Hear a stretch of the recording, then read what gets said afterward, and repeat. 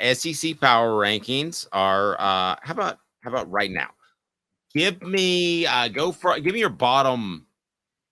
Oh my gosh, 14 teams in the SEC now, right? Okay, because there's getting ready to be 16. All right, so give me your bottom 6. All right, bottom 6 is pretty easy. Anybody going to debate Vanderbilt as the worst team in the SEC? I do not. Yeah, I don't think Were anybody's they going to the debate worst that. team that Tennessee played all year?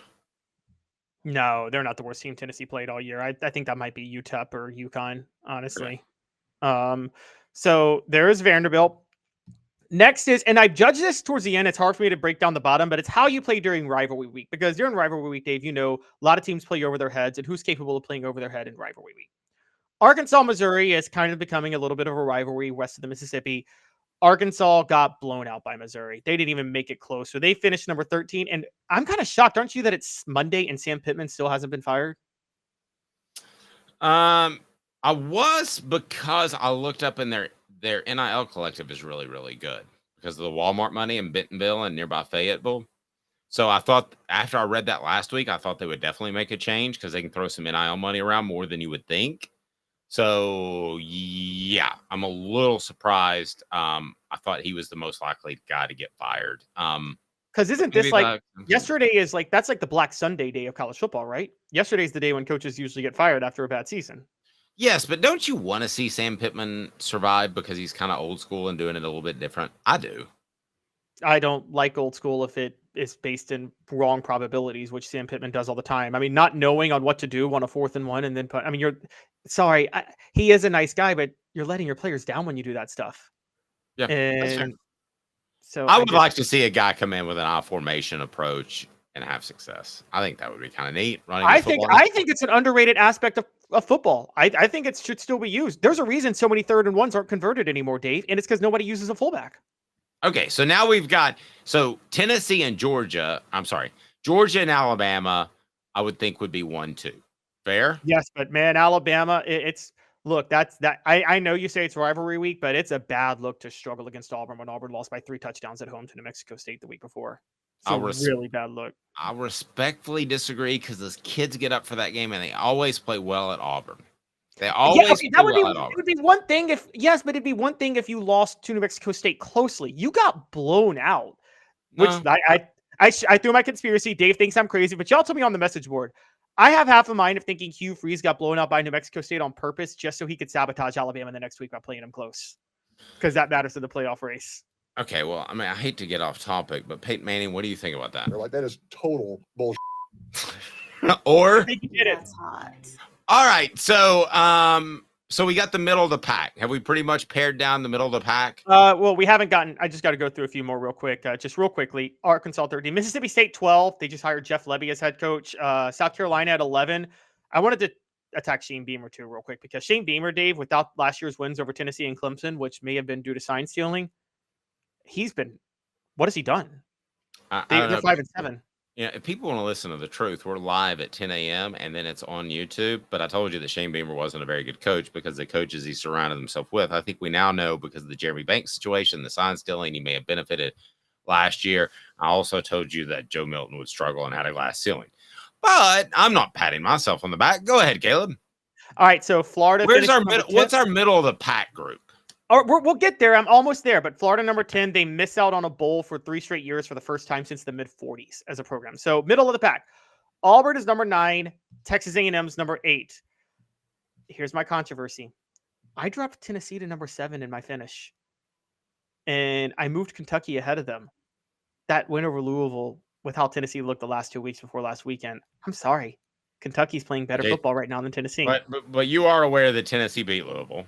I'm sorry, beat Kentucky. Yes, I can't do everything based on. This isn't a resume. This isn't a resume ranking. So this is a power ranking. As of now ranking. And Tennessee won by what, 20 points? Tennessee beat Vanderbilt by 20 points. They beat Kentucky by 6. And Kentucky just beat Louisville, who is the best team in the ACC right now. So your middle of the pack teams are in what ranking? After Georgia, Alabama, what are your middle of the pack teams? All right, Georgia, Alabama. I go Ole Miss is number 3. LSU's number 4, Missouri's number 5, Kentucky's number 6, and Tennessee's number 7. Tennessee could or would beat those teams if they were playing them this week. Well, they just played Missouri like 2 weeks ago, and they got absolutely wrecked. So I don't think they would beat Missouri. Now, maybe they would get them on a second time because maybe Eli Drinkwitz just threw out everything he had for Tennessee in that game. Jarvis totally did, by the way. Yeah. They absolutely would not beat Georgia. They absolutely would not beat Alabama. Well, I'm not even counting those two. I'm counting the middle of the pack.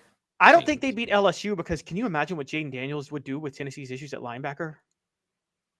Yeah, that would be tough. I think they would beat Kentucky. You have them over them in the power rankings. I think Missouri would be a way different game. Who else did you have in the middle of the pack team? LSU and Ole Miss. I have trouble believing they would beat Ole Miss, but I think they would certainly have a shot if that was at a neutral site or Neyland Stadium. And who else was the middle of the pack team? That was it. Ole Miss, LSU, Missouri, Kentucky. Okay. So you would just move them up one spot ahead of Kentucky. Yes. But I think they could beat all of those teams. And I think they could beat Alabama because of the first half of the way they handled the Crimson Tide in Tuscaloosa. Georgia, to me, is the team that's just a step better. I mean, when Georgia stumbles, they won over the weekend by what, 9? Is that right? 31-23, yeah. Okay. By 8. But again, that's a rivalry game against a Georgia Tech team that's actually a much better Georgia Tech team. Now, wait a second. You can't play the rivalry game on both sides. You're telling me you're discounting the Auburn effort. And now you're saying it's a rivalry. Wait. Okay, tell me when Georgia Tech lost to New Mexico State by 3 touchdowns. Tell me if you disagree with me. I think that because of the way Alabama beat Auburn, which I don't think is a very good football team, and you're right, they got blown out by New Mexico State the week before. I really think they're a middle of the pack team. I think it's Georgia, and that's where the drop-off is. Last year, it was Georgia drop-off, Alabama, LSU drop-off, right? Mm-hmm. Right? Yep. I think this year, it's Georgia drop-off, and then it's a bunch of teams that are in there competing. Because Alabama, you're right. They should have handled Auburn. I know that's on the Plains, and Auburn always plays Alabama in the Iron Bowl really close when it's at Auburn, specifically if you go back and look at the history of that series. But you shouldn't need what was a pinpoint throw in a gorgeous from the 30. Yeah, I mean it was a gorgeous play. Don't call it a Hail Mary. It wasn't a Hail Mary. Neither I didn't. And also, the only reason the play worked out was because Auburn made the worst defensive call in the history of college football, which we'll get to on our Football IQ tomorrow. But Dave, just early on, that was a terrible defensive call, wasn't it? Not pressuring Milroe at all. Rushing 2 and putting a guy in spy. You really think Milroe's going to run 30 yards for a touchdown on 4th and goal? No, I mean, at some point, a defense. I mean, he held the ball so long that I actually read of Mice and Men during that play. Which, by the way, it was a nice short read, and I got it in. By the way, if you would like to purchase Celebrate 98, the Untold Stories Behind Tennessee's 1998 National Championship, that's right below, and it's Cyber Friday, so it's on Black Friday sales. You can get some stocking stuffers for your friends, and we'll take care of you there at some incredible prices. We also have the Fred White autograph books. We have soft and hard covers, so check it out. No, but that was, I mean, at some point, I thought a defensive back was just going to say, to heck with this. I'm not covering anybody. I'm going to go pressure Jalen Milroe. I mean, that's how long it took. This is an old school way of thinking, Dave, and I don't get it. Every coach still does the rush 2, rush 3, and play zone on like 4th and long. Doesn't it make more sense to bring pressure on those plays on Hail Marys? Doesn't it make more, like, remember last year, one of the smartest calls all year, Anthony Richardson's trying for a Hail Mary to beat Tennessee, and Tim Banks blitzes, just sends the house. Because, and the reason he does that is his thought process is they're not going to call a screen. They need a Hail Mary to get into the end zone. And if you blitz, they don't have enough time to throw it into the end zone. Well, but you're a big analytics guy. I mean, the analytics are to draw 7 at least. No, I think the analytics are to blitz in that situation. I don't believe that. Likelihood, win probabilities. Now, again, maybe drops. My point is it's always pointless to rush 2 because that's two guys. Well, you're just I've giving never up. even seen somebody just rush 2. That was the first time in 25 years of covering football. I ended my 25th season yesterday or Saturday.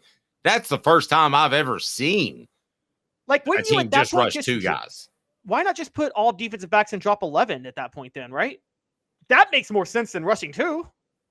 I don't hate that. Put 11 guys standing in the end zone. No, Yeah. I mean, it's better than rushing 2. I mean, have you ever seen somebody rush 2 with a Never. spy? I mean, rush 2 with a spy. Yeah, which we're already getting into tomorrow's segment, but like I'm sorry, I got to talk about this twice. It's like talking about Mario Cristobal's running a play when he could have taken a kneel down. no, we'll definitely get to that.